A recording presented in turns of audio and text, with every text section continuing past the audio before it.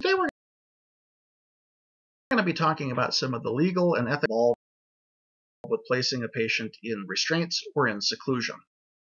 Now, you've probably heard from countless nursing professors and nursing scholars out there that whenever you place a patient in restraints or put a patient in seclusion, that it's necessary to first obtain a properly executed doctor's order. Is that correct? Well, yes, 99 times out of 100, that is 100% correct. And most of the time, there is generally, a few minutes or a sufficient period of time in which to acquire a doctor's order in order to put a patient in restraint or in seclusion. Now, what about times when a patient needs to be in restraints or in seclusion, and it's either an emergency situation or there hasn't been time to call the physician or get in contact with the physician yet? In those special cases, is it proper, is it legal? And I'm not a lawyer and I can't give legal advice, so these are general legal principles, and I'm speaking from facts based in nursing textbooks. Is it allowable? Is it legal to place a patient in restraints or in seclusion prior to obtaining a physician's order?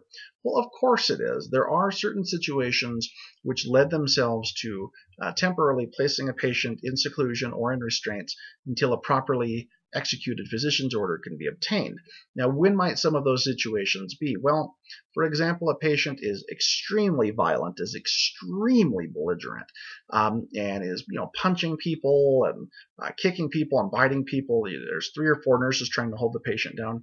Of course, you don't want to send one of those 3 or 4 nurses to go call the doctor. You need that nurse to come help you take care of the patient, hold them down so that you can restrain them so that they don't become a harm to themselves or to others. So you do need to keep that in mind. But in a situation like that, it's okay to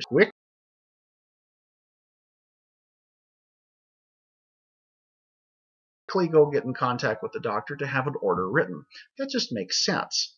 You don't leave a patient by themselves so you can get an order in order to restrain them if you can restrain them. But it must be done quickly. It shouldn't be used all the time. It's generally a good legal principle, a good ethical principle, and a good nursing principle. That's just the right thing to do, especially if it was you, because remember, any of us can be mental health patients. Mental health disease and disorders affects all of us. It makes sense to do the proper thing most of the time and get, or not most of the time, as much as possible, almost always, to get a nursing or doctor's order prior to putting a patient in restraint or in seclusion. But in times where it is a really quick thing, it is okay to either restrain or seclude the patient until you can quickly get a physician's order. My name is Nick the Nurse. I'd like to thank you for watching our video, and we'll see you next time.